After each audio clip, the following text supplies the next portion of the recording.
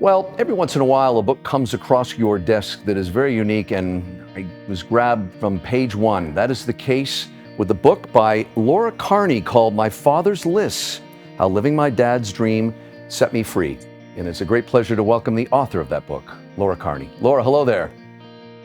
Hi, thanks for having me. I'm so excited. I am excited to have you. As I mentioned, you had me at page one with this book. I can't claim this line. I heard a journalist say to you, and I found this apropos, is the book is a dream come true that you got it done, but it was born of a nightmare.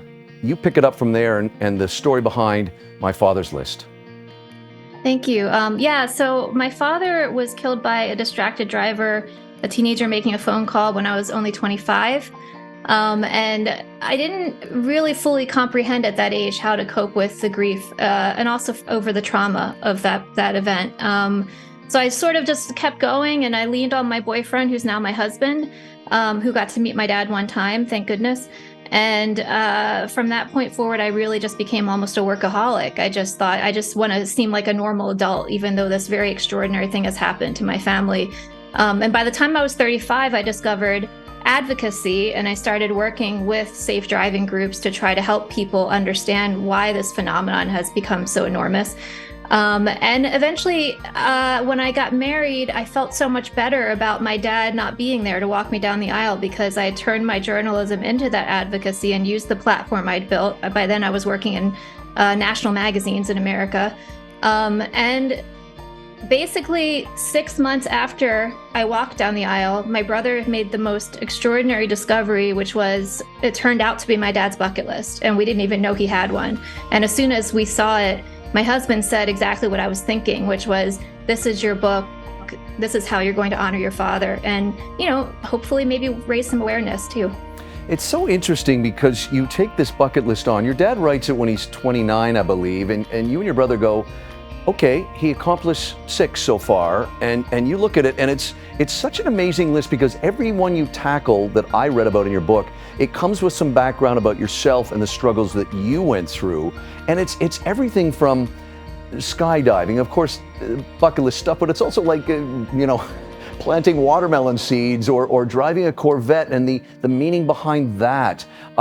Tell our viewers a little more about the journey that you went on, because everything you check off has something behind it, including what I found remarkable that involved the former president, Jimmy Carter. Sure. As I said, when I started my mission to finish the list for my dad, it was something I was setting out to do to honor him and also to maybe raise awareness. I didn't understand at the time the level at which I was sort of repressing grief and wasn't dealing with it. So one thing I started discovering as I did each one of these list items was that it was healing me. I have a really great friend who lives in Canada, and he said with every single list item, I was leaving another piece of baggage behind.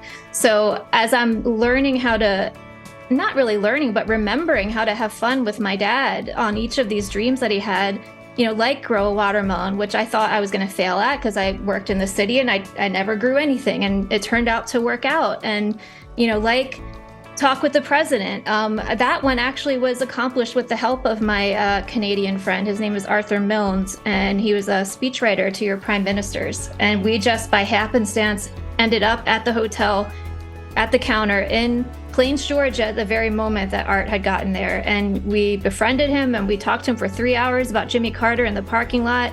And the reason I was there to meet Jimmy Carter was because the list item said talk with the president, and he was president in 1978 when my dad wrote the list.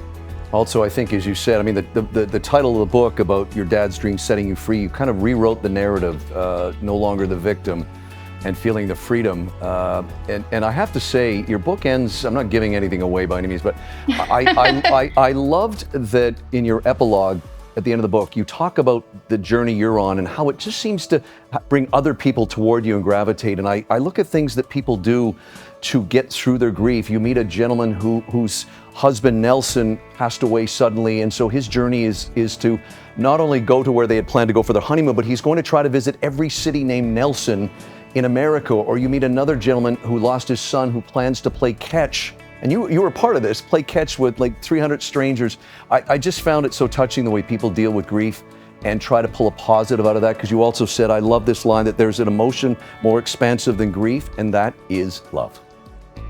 Wow, I'm so impressed you did your homework. I could not put the book down. I had a lot of work that got pushed aside because I couldn't put this book down. But yeah, well, I wrote about love because that was my husband.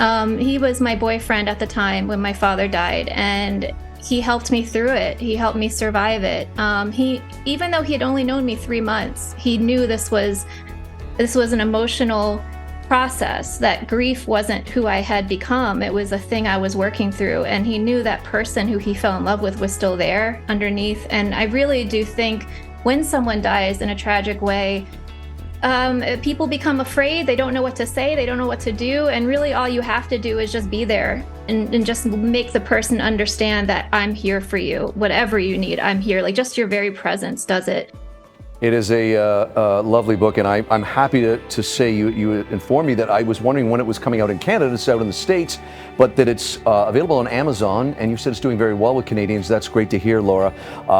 The book is called My Father's List, How My Living My Dad's Dreams Set Me Free. Laura Carney, what a great read, Laura. I can't thank you enough for this, and more details, it's by lauracarney.com. Laura, thank you for taking the time to talk with us, and we wish you the best luck going forward and helping others through their grief. Thank you so much. And I love Canada. I had to wear maple leaf red today. Oh, very nice. Thank you, Laura. Thank you.